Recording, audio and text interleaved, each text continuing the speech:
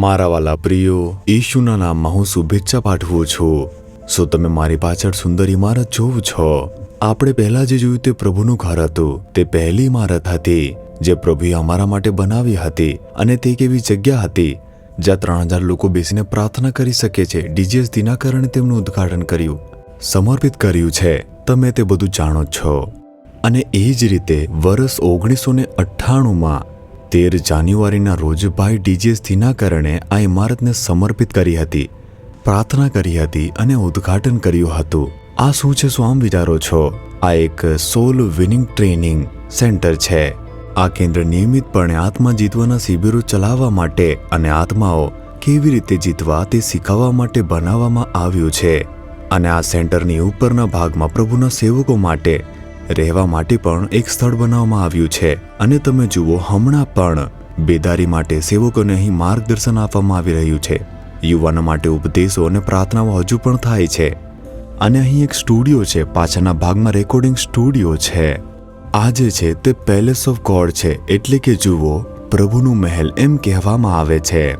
પ્રાર્થના હંમેશા ચાલુ રહે તે માટે પ્રાર્થના વિજય લાવે છે, એવું વાક્ય અહીં લખાયેલું છે. અને તમે જુઓ, આજે પણ આનો ઉપયોગ થઈ રહ્યો છે. તેના માટે ઈશ્વરની સ્તુતિ થાવ. આ બીજું મકાન છે જે પ્રભુએ અમારા માટે બનાવ્યું છે. સારું, આજે પ્રભુ આપણને શું કહે છે, શું તમે એમ વિચારો છો? યશાયા તેના 41 અધ્યાયનું 13મું વચન, તું બીસ નહીં, હું તને સહાય કરીશ, ઈશ્વર આમ કહે છે. અંગ્રેજી બાઇબલમાં લખવામાં આવ્યું છે, fear not, I will help you.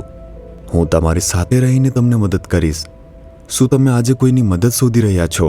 તમારી અંગત બાબતોમાં, કૌટુંબિક બાબતોમાં, વ્યવસાયિક બાબતમાં, સેવકીય બાબતમાં? જો કોઈ મને મદદ કરે તો સારું રહેશે. શું તમે આમ વિચારી રહ્યા છો, કોઈ પણ પ્રકારની મદદ જોઈએ છે, માણસોની મદદની જરૂર પડે છે? મેં પ્રભુને મારી મદદ માટે ઘણા બધા લોકોનો ઉપયોગ કરતા જોયા છે. પ્રભુ કહે છે, હું મદદ કરીશ, હું તમારી સહાય કરવાનો છું, તમે બિલકુલ પણ ડરશો નહીં. ભય લાવનાર પરિસ્થિતિઓ, એવી પરિસ્થિતિઓ જેમાં તમને ખૂબ જ ડર લાગે છે. શું કરવું, કેવી રીતે કરવું, કોણ કરશે? તમે કદાચ આવી રીતે વિચારતા હશો. પરમેશ્વર જાણે છે કે તમને મદદ કરવા માટે કોનો ઉપયોગ કરવો. તમે લોકોને શોધો છો, તેના કરતાં વધુ તે યોગ્ય લોકોને લાવશે અને તમને મદદ કરશે. કેટલાક સમયે લોકો વિના પણ પ્રભુ આપમેળે તે કરશે. તો પછી શા માટે ડરવું જોઈએ? આ માણસ સાથે મારી વતી કોણ વાત કરશે? આ અધિકારી સાથે મારા વતી કોણ વાત કરશે? આપણા માટે આ કોણ કરશે? આ કેસ ચાલી રહ્યો છે, તેનો અંત કોણ લાવશે? પ્રભુએ વચન આપ્યું છે, ડરશો નહીં દીકરા, ડરશો નહીં દીકરી, હું તમારી સહાય છું, હું તમને મદદ કરવાનો છું.